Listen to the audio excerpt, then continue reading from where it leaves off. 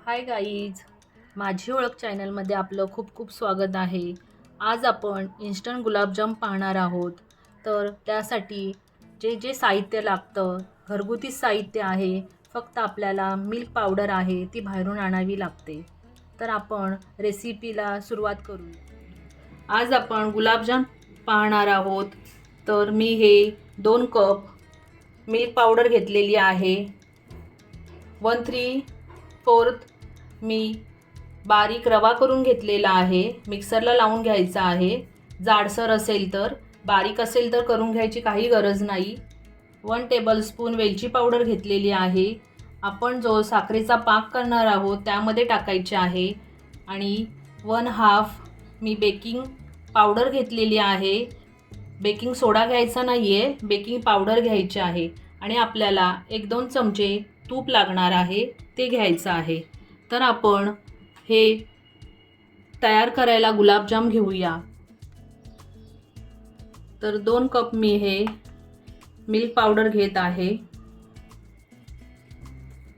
तर 2 cup milk powder घेतलेली आहे.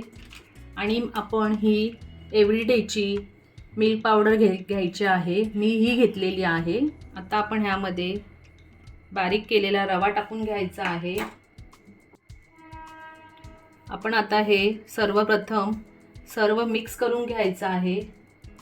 आपण ही बेकिंग पावडर घेतलेली आहे ती सुद्धा ह्यामध्ये टाकून घेते. आणि हे सर्व मिक्स केल्यावर आपण ह्यामध्ये रूम टेम्परेचरवर दूध घेतलेले आहे. पाहू शकता थंडगार आहे, एकदम थंड पण नाही आहे. तर मी अर्धा कप घेतलेला आहे. जसं लागेल तसं आपण हे भिजवून घ्यायचं आहे. दूध एकदम टाकायचं नाही आहे, थोडं थोडं घेऊन दूध टाकायचं आहे.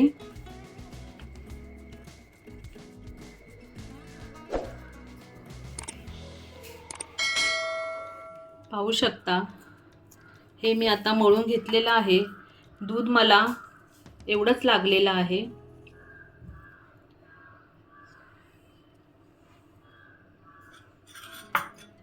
आणि आता ह्यामध्ये मी 2 चमचे हाताला तूप लावून घेत आहे.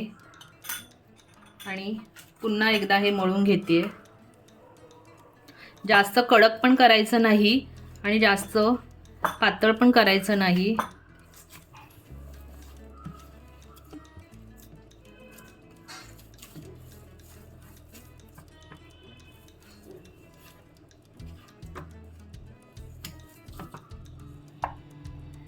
पाहू शकता असं मी नरम मळून घेतलेलं आहे पीठ.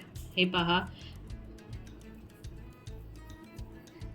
असे गोळे करून घ्यायचे आहेत. तर आपलं हे मिश्रण आता मी भिजवून ठेवलेलं आहे. तर 10 मिनिटं आपण हे असंच ठेवायचं आहे. 10 मिनिटानंतर आपण ह्याचे गोळे करून घ्यायचे आहेत. तर आता आपण हे 10 मिनिटं ठेवूया आणि आपण ह्याच्यासाठी गुलाबजामसाठी जो पाक लागतो तो करून घेऊया. आणि गाईज, तुम्ही माझ्या चॅनलवर नवीन असाल तर माझ्या चॅनलला प्लीज सबस्क्राईब करा. मी 1-2 कप हे साखर घेत आहे.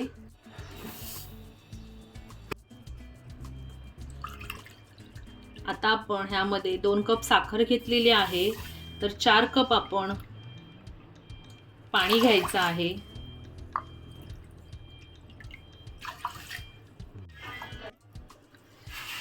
तर आपण फुल गॅसवर ढवळून ही साखर विरघळून घ्यायची आहे. आपल्याला पाक हा एकतारी वगैरे करायचा नाही आहे. मी दाखवते तुम्हाला कसा करायचा. साखर विरघळत आलेली आहे. व्यवस्थित 1-5 मिनिटं ही उकळून घ्यायचं आहे आपल्याला. आपण दुकानातून आणलेली जी पॉकेटं असतात त्याच्याने आपण जे गुलाबजाम करतो ते सुद्धा छानच होतात. पण मी तुम्हाला प्रोसेस दाखवली आहे साहित्यामध्ये तसे सुद्धा तुम्ही करून पहा, छान होतात. नक्की करून पहा तुम्ही रेसिपी ही.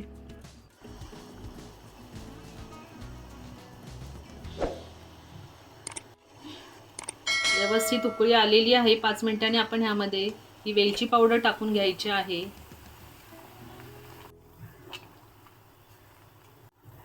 तर पाक आपला हा तयार झालेला आहे.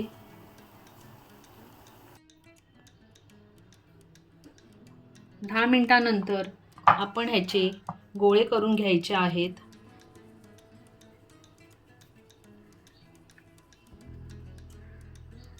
पाहू शकता असे गोळे करून घ्यायचे आहेत. तर मी सगळे गोळे करून घेते. तर अशा तऱ्हेने मी हे गोळे करून घेते. जर आपलं हे मिश्रण कडक झालं असेल तर थोडं दूध टाकून तुम्ही पुन्हा मळून घेतलात तरी चालेल, कारण रवा असल्या कारणाने रवा आपला फुगतो.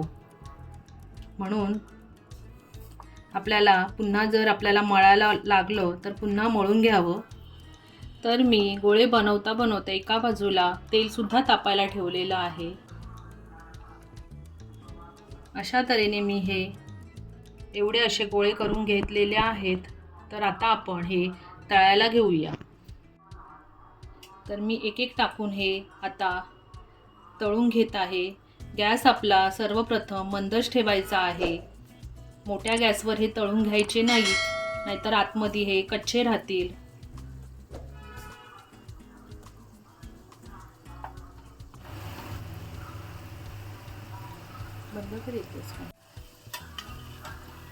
पाहू शकता तेलात टाकल्यानंतर दुप्पट असे फुललेले आहेत. पाहू शकता, हे पहा. पाहू शकता गुलाबजामला छान असा कलर आलेला आहे. आता आपण हे पाकात घालून घ्यायचे आहेत. आपले हे शेकलेले आहेत. तर मी हे गरमच पाकात टाकत आहे.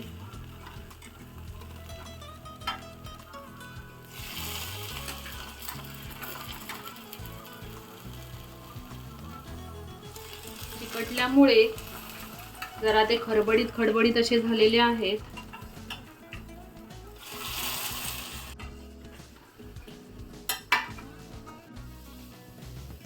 पाहू शकता आपले हे गुलाबजाम छान तयार झालेले आहेत. मी केवढे छोटे गोळे केले होते त्याचे पाहू शकता केवढे असे मोठे असे छान झालेत. तर आपण आता सर्व करायला घेऊया. एक 10 मिनिटं आपण या पाकामध्ये ठेवले तर आपले हे छान असे फुलतात गुलाबजाम. तर पाहू शकता आपले हे गुलाबजाम छान असे होतात नरम. हे बघा एकदम असे सॉफ्ट झालेले आहेत. हे बघा छान असे. तर तुम्ही माझ्या चॅनलला अजून सबस्क्राईब केलं नसेल तर पहिलं सबस्क्राईब करा आणि शेअर करा, लाईक करा. भेटूया मग पुढच्या व्हिडिओमध्ये. थँक्यू.